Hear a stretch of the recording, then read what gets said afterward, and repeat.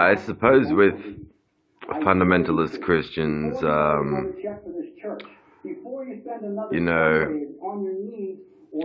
uh, their life has meaning thanks to the crucifixion. Not that they hold the crucifixion in contempt and reprehension and are disgusted and offended by it, and as a result, they have a hard time being sleuths who will say, something is afoot.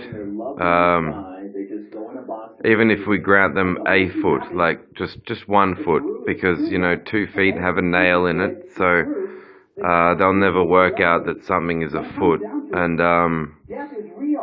and then they'll want to say that be so brash as to say that objective moral awareness is impossible without the existence of the Christian God. Yet you can be a rapist and serial killer in jail and accepted into the Christian faith if you mumble a prayer when a priest visits you in your jail cell. Yet they want to say that terms like good are meaningless without the existence of God.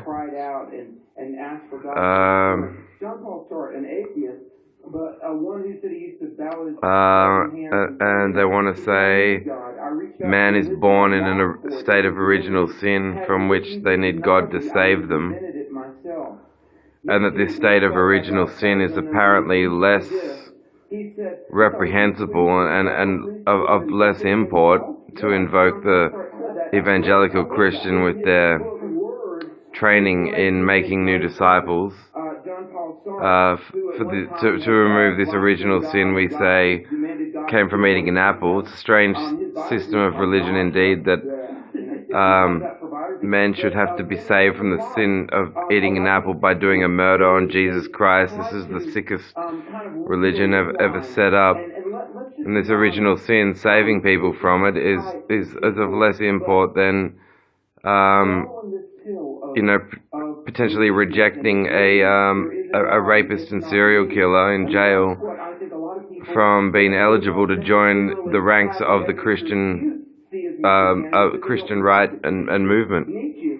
How pathetic. So when Roger Toll would talk about, in response to comments from staff about what he does in this corrections business of his, I'd be interested in knowing how many managing pharmacists within the Capital Group are truly aware of this nerve-by-nerve process of his. Does it not mean that he's constantly framing the issue over and over again relative to his unit of measurement that he deems a nerve?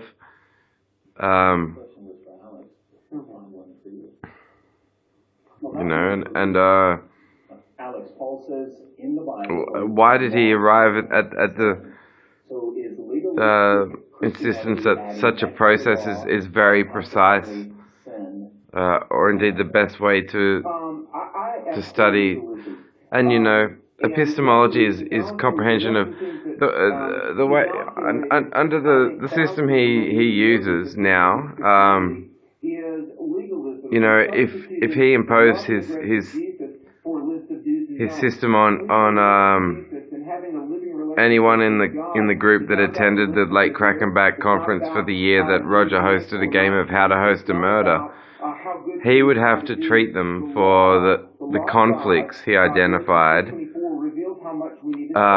that were acquired during the night that the staff played How to Host a Murder.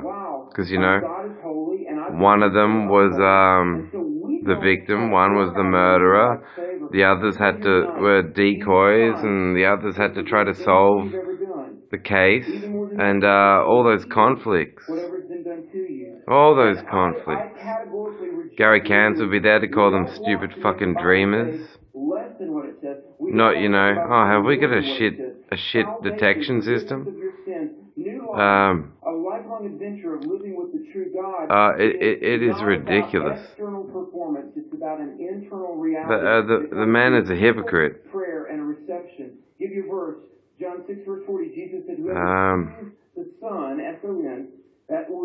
He only loves having responsibility about as much, if not less, than he loves having irresponsibility, and being more hypocritical than Christians. And I do enjoy calling Christians out on their hypocrisy.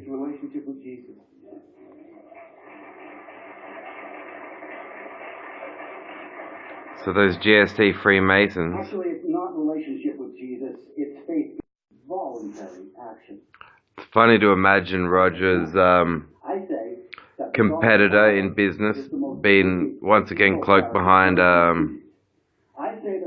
pretentious veil of claiming to know how to represent and cater to the health, professionally tend to the health needs of members of particular rights movements that he doesn't even think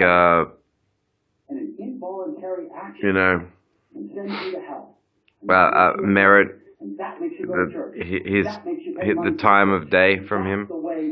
But he will, to save face, he'll want to make some facetious aesthetic, create the appearance of weighing in and caring. So he'll look into lyrics of David Bowie from Rebel, Not sure if he's a boy or a girl. Or Hello Space Boy from the mid-90s with the Pet Shop Boys. Do you like girls or boys? It's confusing these days, but moon dust will cover you. And that sort of talk, this bisexual doesn't know if he's a boy or a girl. To try and seem like he's sensitive to the movement, Roger Tall's the sort of man who would say, well, we should cater to male bisexuals' menstrual needs. Be prepared to sell them pawn stand and over the counter period pain pills.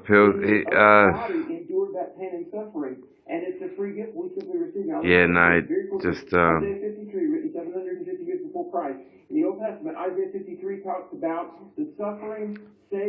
too far gone, I think. And it says it pleased the Father to bruise him.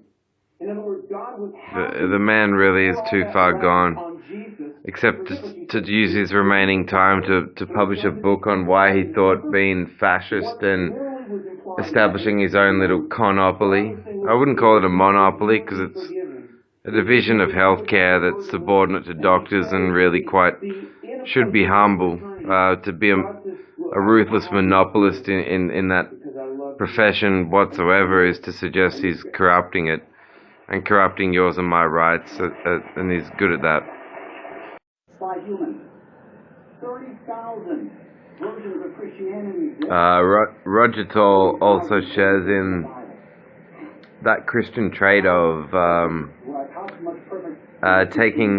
stealing the credit for things that which he didn't do,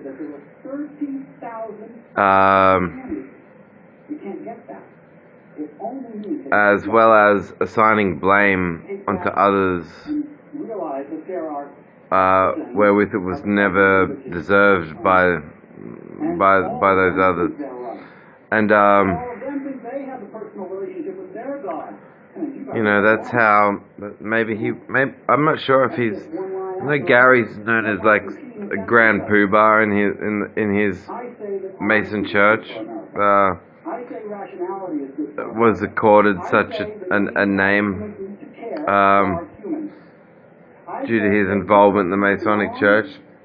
maybe the way the Masons see it, they don't have enough key players in strategic locations, like so they're like, you know, we've got you here in big pharma, you know, the more people in possession of medicine that you can martyr, the better for us in our church. Martyr the fuck out of them, especially if they think they're Jesus followers. Just martyr them. They'll just go poof. Martyr them. Martyr them. So what Roger and Gary are like, yeah, sure, we'd love to do that right about now. And so that's what they've been doing. But it's weird too with Roger's theory that a homosexual male is embarrassed has an embarrassed memory involving themselves and their mother, that they, like a truth that they buried so deep that it turned them off, you know, the prospect of their mother, you know, handing them fully grown into and celebrating a union, be it with that of a long-term partner or a spouse. And yet homosexuality is observed in sheep. Now, did those sheep have weird attractions to their mother before they had homosex with other sheep of the same gender? Was it only after desiring their mother first that happened? When there's been a totally atheistic regime, there's been hello Instagram, you all look very pretty. Stay alive. And I'm Luke Banton. I have an official YouTube channel. You're all invited, but hello Instagram, I love you.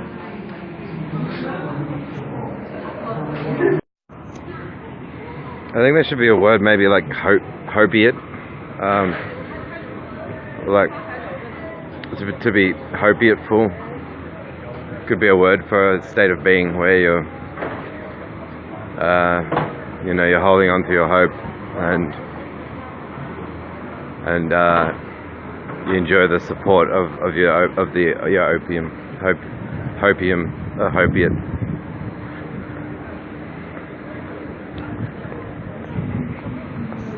Beats faith. Theism. I think quality of life is certainly enhanced when you make the effort to comprehend the minds of people who are the creators of new questions.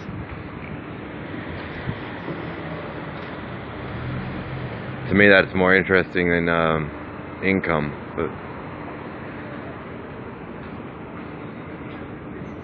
But this life is all there is.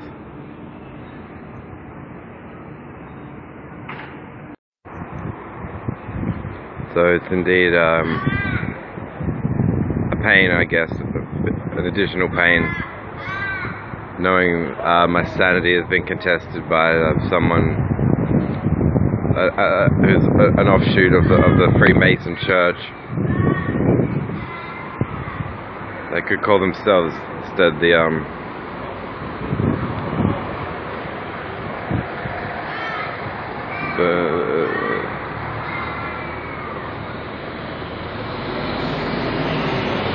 instead of the Masonic Church, the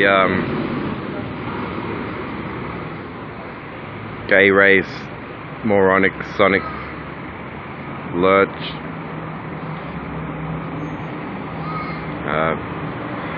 Wants to contest my sanity, I would say, come and talk to me then. All I'll do is unearth your knobshine beliefs and explain how they will compromise your ability to judge sanely. Koja.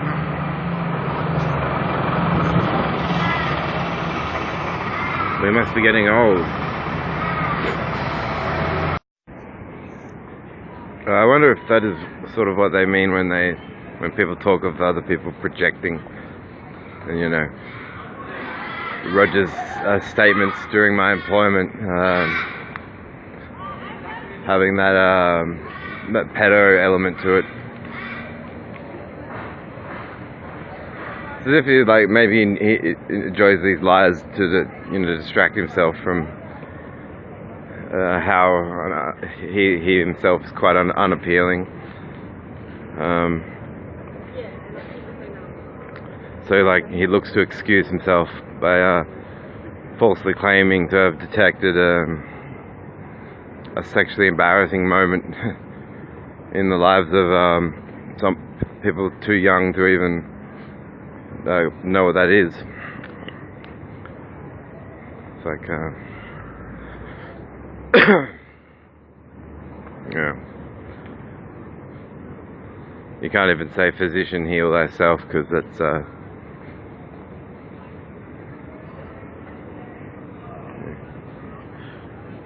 I think he would know what that sort of standard entails.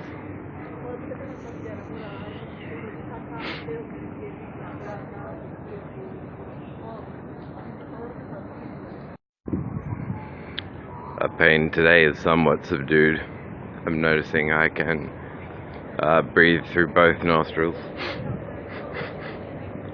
simultaneously, which is I like having that back.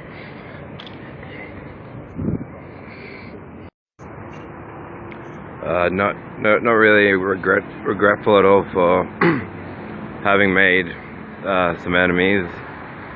It means you've stood by what you. It means you've stood your ground. I suppose it's always them that move first. You kind of wind up letting them move first to see what it is that they.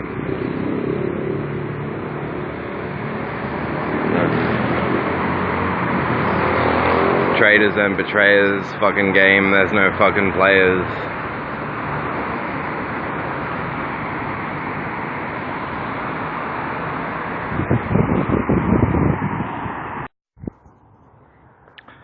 So it is actually in a way quite sickening to observe the proactive attrition of these right-wing psychologizers. Anything you're into, they'll try to psychologize any song. It's got to be about conflicts within the family. They're essentially waging some sort of concealed religious war against an individual's right to interpret, to wonderment.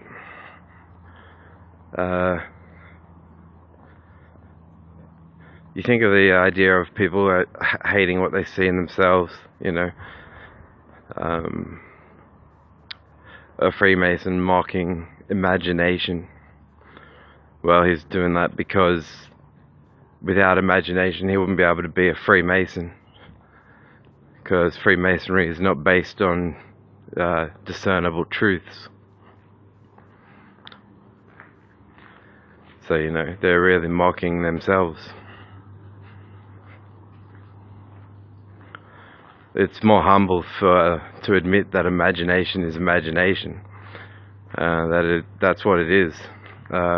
That's the humble person who actually knows that, sticks by that.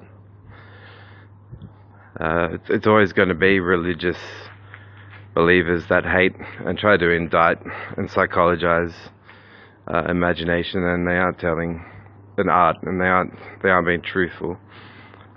They're envious of the fact that art probably pretty much is the last remaining form of spirituality that can be comprehended as genuine.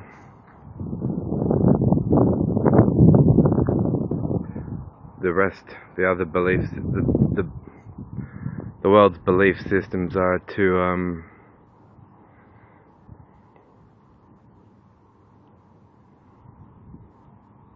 totalitarian and unilateral and pathetic.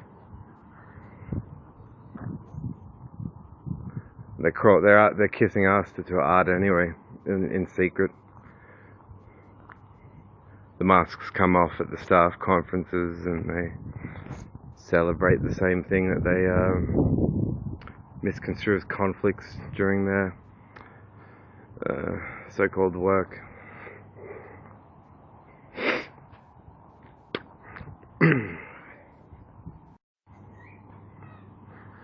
This Freemason defeating the routine.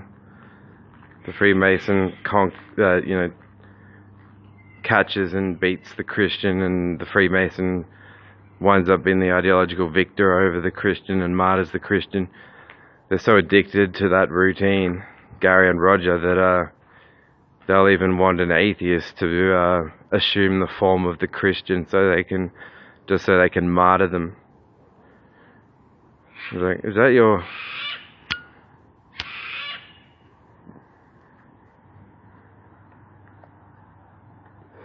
That's seriously your ethic concerning the practice of martyrdom? Is that a person who... are you trying to say you want to martyr the rights charter? So it's a grandiose ideological cause to comprehend one's own and everyone else's rights to life, health, privacy, movement. Why is that an ideological cause? That's just a private sector company taking too much for granted from our Constitution. I got a cause. I'm an atheist. When I talk to religious people, I don't tell them that, you can't be my friend because you're religious. It's just, it's interesting. It's like they assume the form of that religious criminal but just from another angle.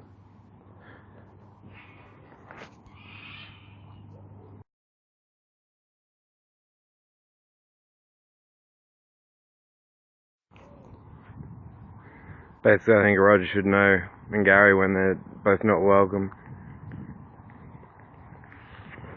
For them, with the power they have, in the commerce sense, the arrogance that subsists due to their, you can be. It's funny that it's ironic that I use the word nosy, given the assist I was given during my assistance to the business. Fucking nasal cyst, he's got the hide to call me nosy. What's positing that Lucifer exists and is in some sort of relationship in your head with you, and that's not a form of nosiness at all. That's their weak-minded, pathetic excuse for, why they think they've got grounds to stick their nose into someone else's private life. Any citizen, ACT.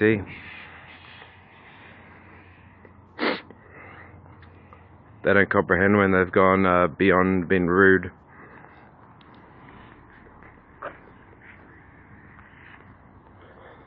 Yeah, I don't get them thinking I'm nosy.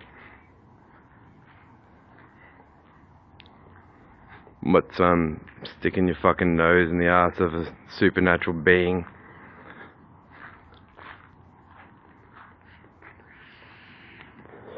Help me find the ones to martyr Lucifer. Blah blah blah. We're GST Freemasons.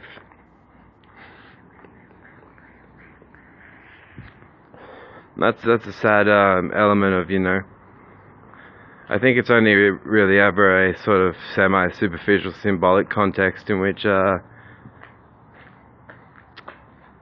frontline eccentric artists are, mentioning the devil in lyrics. The devil beneath my feet. Devils I make and the love can't relate. Then the knowledge that secretly these Freemasons think that these bands are tooting their horn, the church's horn.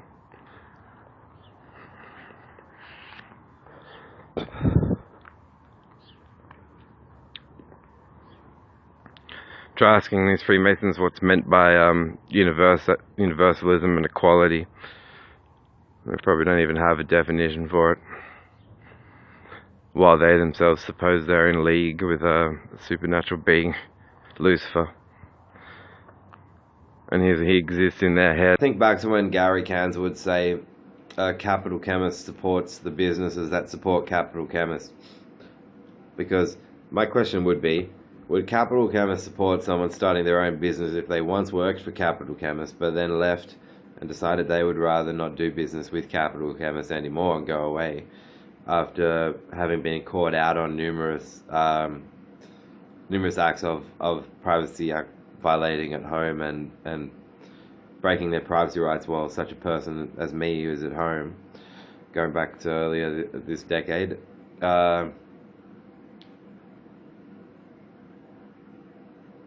So if you've left on terms of irreconcilable differences, I will not be returning. And wish to go to do your own business. Well, they've already worked against that because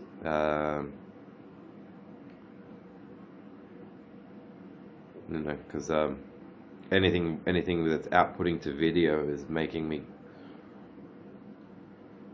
Well, now it's making my thumb disappear.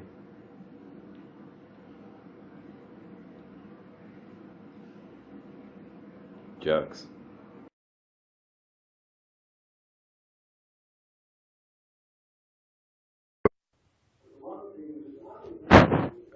Is Puff to fuck with Pell talking about him.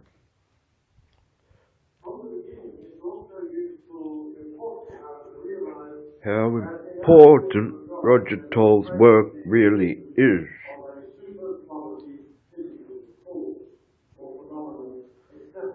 Roger Toll's cause is superiorly important. It's very important. He has a special cause.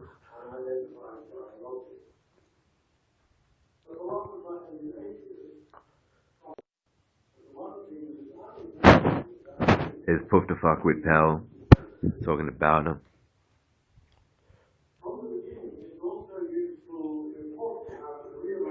How important Roger Toll's work really is.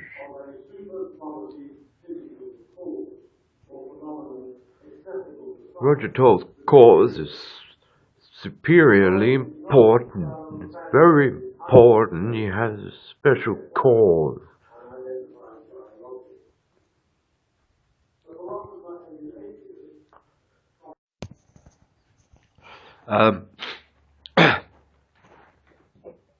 So yeah, I think that getting psychologized is part of your attempts to make and establish and build on a progressive career arrangement with this so-called psychologizing is going on in the minds of the owners. And be careful, because they're so precise, because they're Freemasons, because they are part of the 16th century church and actually haven't even probably heard of the names of any post-1950s existential psychologists or anyone like that. I like Simon Cohen. I think he's the cousin to Sacha Baron Cohen, who is like Ali G and Borat. He's quite a well-known and well-respected professional, and his expertise in things like autism has earned him a lot of notoriety. I don't just like him because of the fact that he's related to Ali G. But yeah, it could happen to anyone. It's a phenomenon I want to make sure that entire societies are aware of. Is like if you're in this weird if there's this ambiguous dynamic going on between the boss of the company and you, and you're not sure what he's saying to other people about you, and you're not completely sure why he's said what he has said to you, and you never know. You you might want to leave the job on the sole grounds that the decisions that the boss has chosen to make, or the owner has chosen to make in relation to you, have created this stupid ambiguity that is just you don't even want it weighing on your mind, because you went to you joined that company so you could do a job. You didn't join it so that you could listen to, like, in the end I learned it was like, it's like, what if a Freemason from the 16th century fell into a portal in a Doctor Who episode and wound up in the 21st century, and it was his job to profile this bunch of stuff.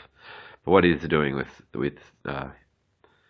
and I'd love to see a single qualification in his name that references psychiatry. I doubt that Roger Toll has any.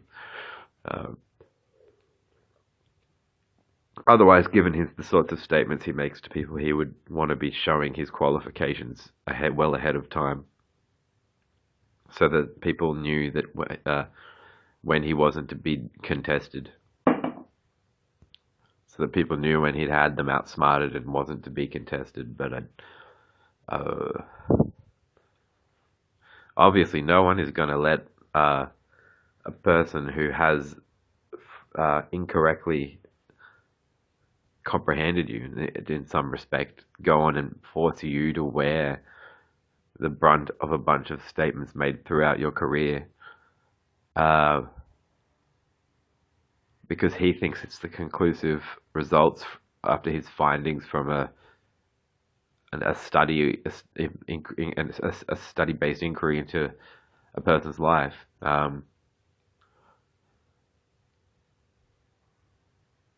Yeah, and you have to be very careful with, I think, psychiatry. I think because of the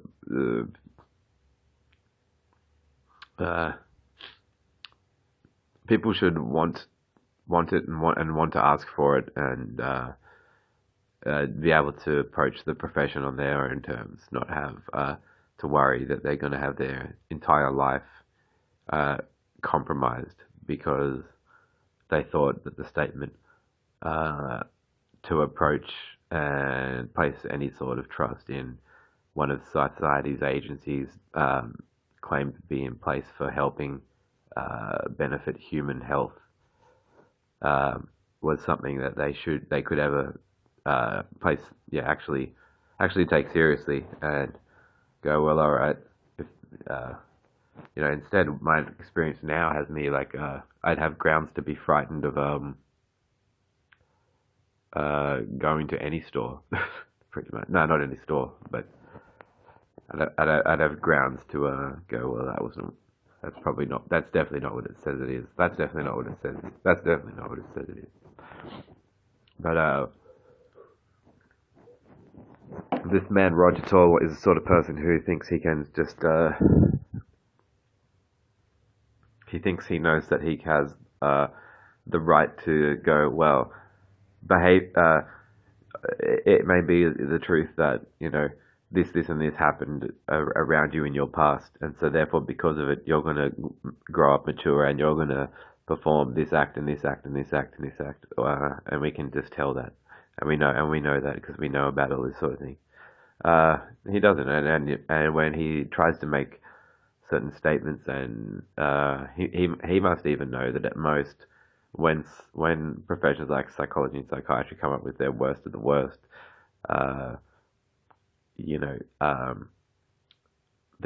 all of their claims about behavior are pretty much based on known case precedents, and I don't think it's right to No, people aren't taught the difference between knowledge categories and subjectivity and objectivity, and it's not right to it's not right to just damn people, I think, and that's more or less what they're into. That they don't want to call it that. They want to say certain families have weak genes, so we tried to help them, but they're just part of that.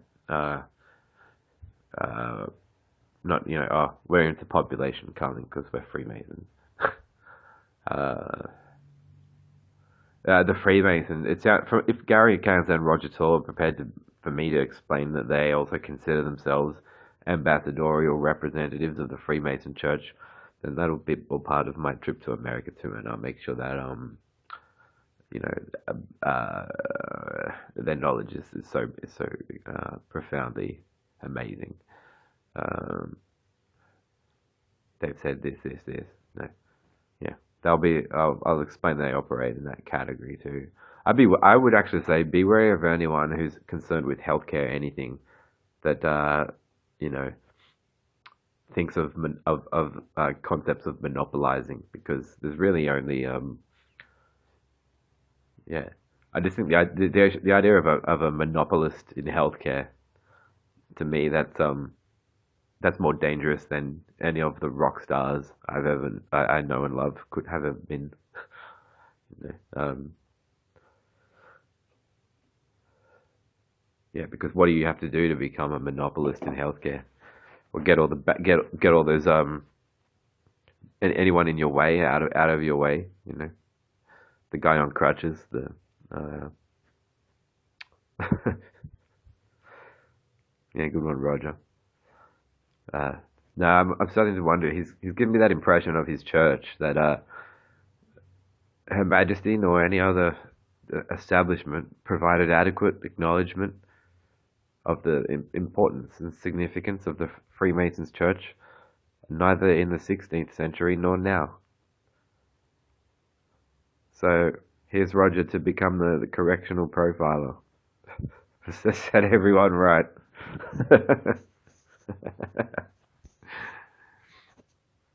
That is the joke of the decade. I'll always remember the years where, after Roger and Gary were content to make the Capital Chemist slogan, everybody needs us.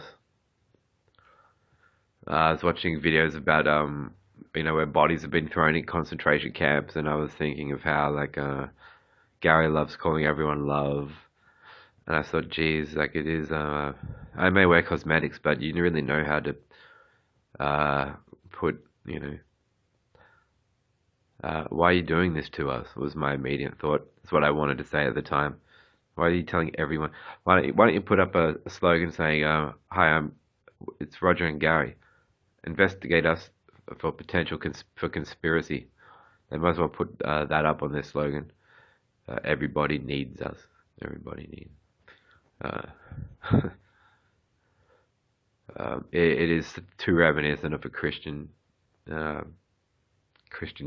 youth leader talking like that. I see it to be impressive, and yeah, my idea is better. Fucking sad to hear you're sick, but you're fucking welcome to enter our stores. Something like that is, I think, more. I mean, what is it you actually want everybody to think about if not everybody's going to Capital Chemist, and yet the slogan is that everybody needs them. Like, right, so you guys know that health needs that well. Anyway, I'm glad I'm not helping them with marketing.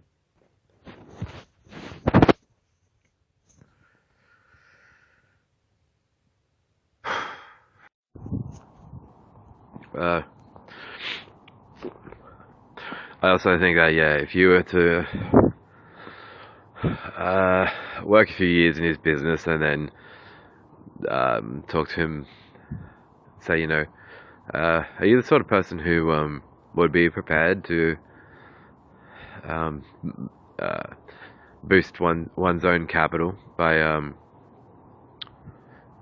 crunching on the bones of the sick and impoverished, just for the opportunity to boost your cred aesthetically in the public eye? And then Roger Toll would in response would go, "Are you wanting to do a deal with me or something? Are you wanting to do a deal with me of some kind?" That's how he'd that's how he would think to reply.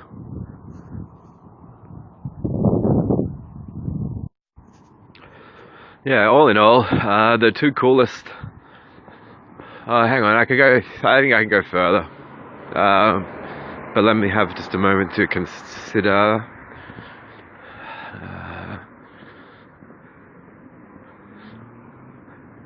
Yeah, okay. I would say that Meredith, Tony, Lamb, and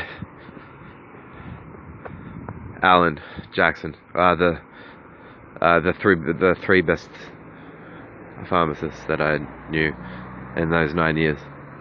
The importance of relativity. That's not where Alan got this idea from, but he would talking about substances and saying that the operative word is may. This may this. This may that. Sort of it's similar to the. It's along the same lines to that. Some of the lyrics to "I'm a Goddamn Motherfucking Geddon" by Manson from 2009. Results may vary, side effects vary. So,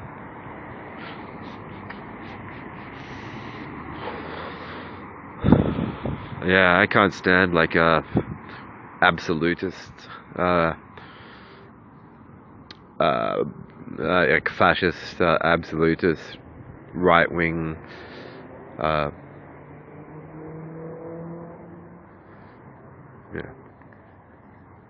Especially in healthcare. And I also think the concept of a monopolist in healthcare is like there almost shouldn't be such a thing. It leaves room for the prospect that some really dodgy deals have been done for them to get there.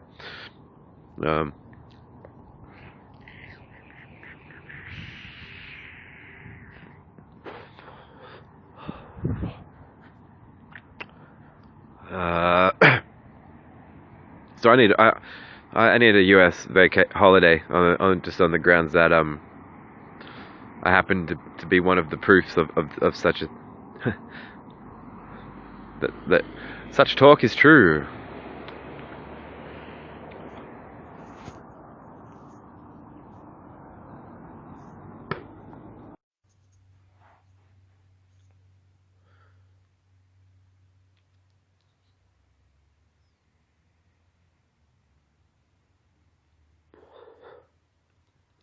I did start to wearing cosmetics, maybe approaching October in 2003, but I did it knowing that I understood that it says nothing in and of. I don't think it should be I'm opposed to stereotypes in principle. I think, but they exist nonetheless. But I don't think that a person wearing cosmetics says anything in and of itself. But it's always interesting noticing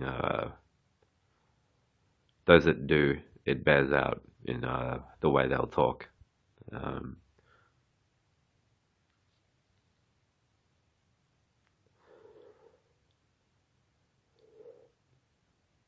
and that's more or less where I stand on that matter. Uh, in terms of movements that do have integrity and I think are important, the bisexual rights movement, defending it doesn't mean you have to well, actually, I don't think you even have to be a bisexual to defend the bisexual rights movement, but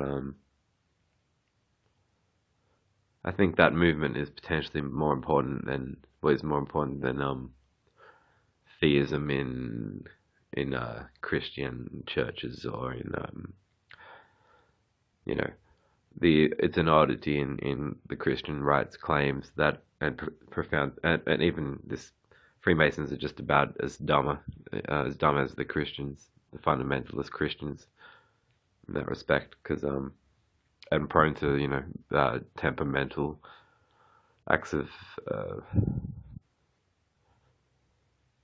various kinds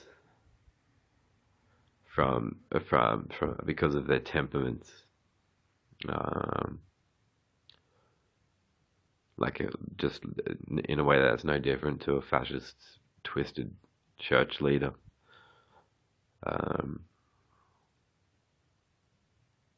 I've listened. I had even buddied up sort of with a girl that sold cosmetics at the chemist, but she even had a propensity to say, or a tendency to say, "Oh, you're doing that. You know what that means, right? You're doing that. That." And she thought that she had this sense of objectivity in describing things. It's if you pay attention to when you're trying to work out who your real friends are, and you pay attention to it's not just being being like the little guy in the group, and then you know are picked on by a certain number of people, and then someone sticks up for you. So you think, well, that's very kind of you. And I did show I was thankful for that quality in a person. But then ultimately, you watch and observe how often you're asked what you think about anything. We watch for the level of those who take, oh, but I just thought, and you know that's how they conversate. They'll excuse themselves in conversation, going, "Well, I just thought," and the truth is, no, you assumed. How often do you hear the word assume is in their vocabulary, um, and how often do they use the word assume? And like, I think they even make they give statements that begin with the words "I thought" a bad name because traditionally, like, and since Descartes, those sorts of people did some sort of inquiring to arrive at opinions. You know, we have cliche statements going around like Salt and Pepper rapped about them in the 90s on the album Very Necessary. The opinions are like assholes, everybody's got one. And, you know, if your opinion is not even comprised or reducible to ideas that you hold that you could express as statements beginning with the words "I think," "I thought this," "therefore I thought," or "therefore I thought this," or "therefore I thought that," you would find that would then reduce to a lot of conversations that would be question marks, where you'd be saying, "Well, did you even ask this person what they thought about this, or this? Did you even ask? Did you even ask about that?" And they'll go, "Oh no, no, we just thought." It's like, well, that's not even correct use of saying, "Oh, I thought," because you didn't actually. If you assume, you know. So that isn't to say I don't think I'm indecent to true friends, and even true friends can are welcome to challenge my thinking on various subjects. Of course, it winds up becoming part of why I respect them. But yeah, would we have statements like "opinions are like assholes, everybody's got one" if opinions weren't comprised of uh, conclusions reached without inquiry or questioning at all? And a lot of that, you know, you can trace that back in capital campus to Gary Cairns' hysteric Masonic opposition to curiosity. He thinks is destroying the individual. He thinks on some level, um, like curiosity killed the cat, that sort of. Um, yeah, it's a tragic thing to see because any scientist should like. I've watched stories where a scientist spent like 30 to 40 years of his career building a particular theory, and then another scientist came along and falsified the most important ideas in that theory, and the physicist broke down crying, and then they made friends because this other physicist had in fact been partially inspired by some of the ideas in the other guy's theory. So they wound up sort of shaking hands, and the guy said, "Thank you, you destroyed my life, like the most comprehensive theory of my life's work, and you destroyed it." And so scientists, they say that about why science is to be respected, is because it's meant to be that sort of profession where if one scientist falsifies another scientist, then it nonetheless still proves that the scientific method and the ethics surrounding the application of it um, are respectable ones. But then it also shows that, yeah, it's the pursuit of truth that they're both mutually able to agree matters more to them. The mutual interest in the pursuit of truth more than a conclusion, and that you know, conclusions can be overthrown and overturned, and if that happens, the scientist that made theory A is impressed by the uh, by the newer theory in theory B. This Einstein didn't want to lend any credence to claims and arguments of by Niels Bohr concerning quanta and in quantum mechanics. He was calling it spooky mechanics, and he'd completed special and general relativity, um, and he was looking at these ideas from Niels Bohr, thinking, "Fuck." Uh, but Einstein wasn't so he wasn't walking around saying everybody needs special and general relativity. uh, you know, and then what's the most what's the aspect of business in the business world where if scientific method is being applied at all, it should be applied with more care than if you're studying paramecium, try to eat algae. Uh, Maybe the treatment of other human beings in healthcare. Uh, um,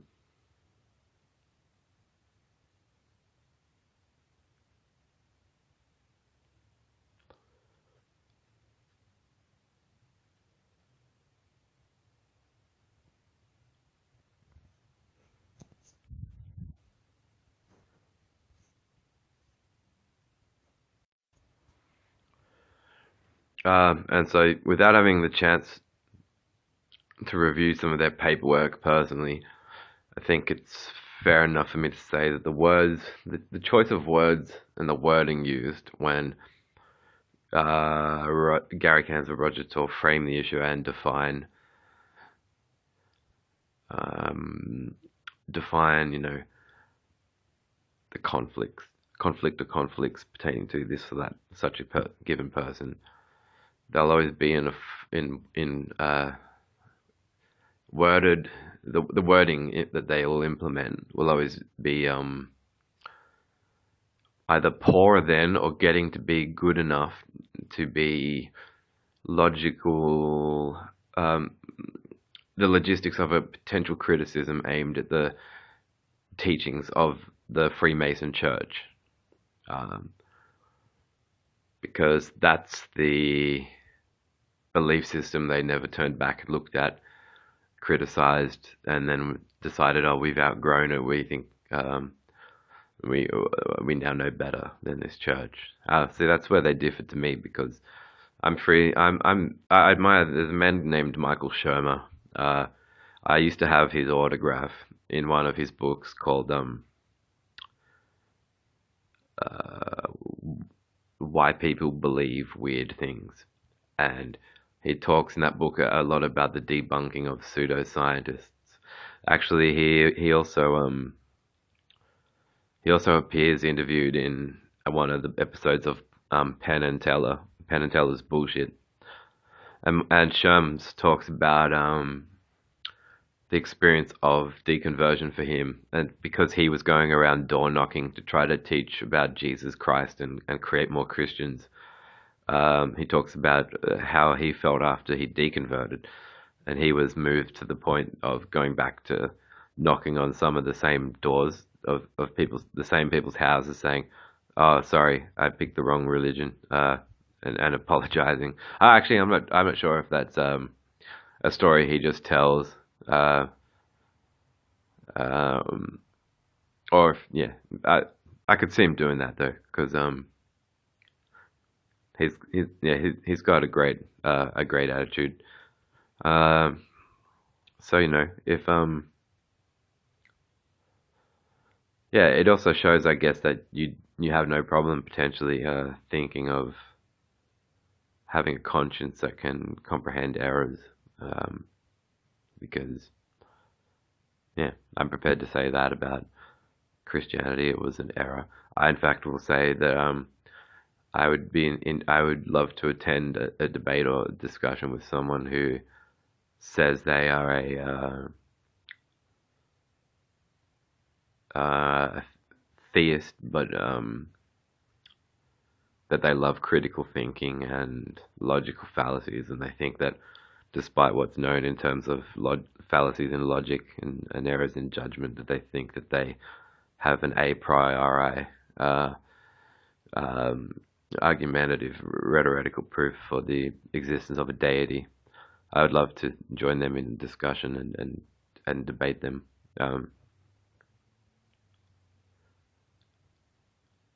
Yeah, but so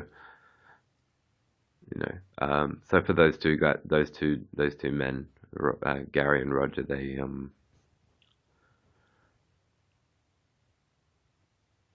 yeah,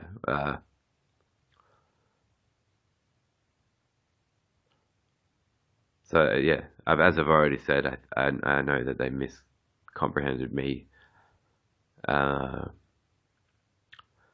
you have to be. I would almost say like if an employer, there should almost be a law, a commerce law that if an employer has sized you up for his company and judged or assessed you in a certain way, he should be obligated by law to give you a document so that you can have a copy of how he first assessed and first comprehended you at the start of your employment, or else you have no idea of how to know. Like, I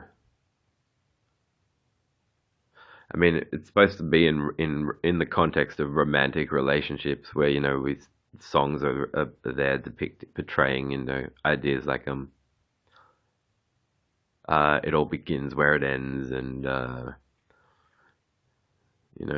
who wants to have to comprehend and employ an employer by getting close to those sorts of terms. But uh, it's true enough to say that, well, the way a manager of a business might size you up and describe you prior to you working in that business, they will also be the basis for how they're partial to talking about you to other people in the company who might also not talk to you for the same reasons stipulated in that manager's profile about you, profile like document about you that you haven't had a chance to read. And yeah, but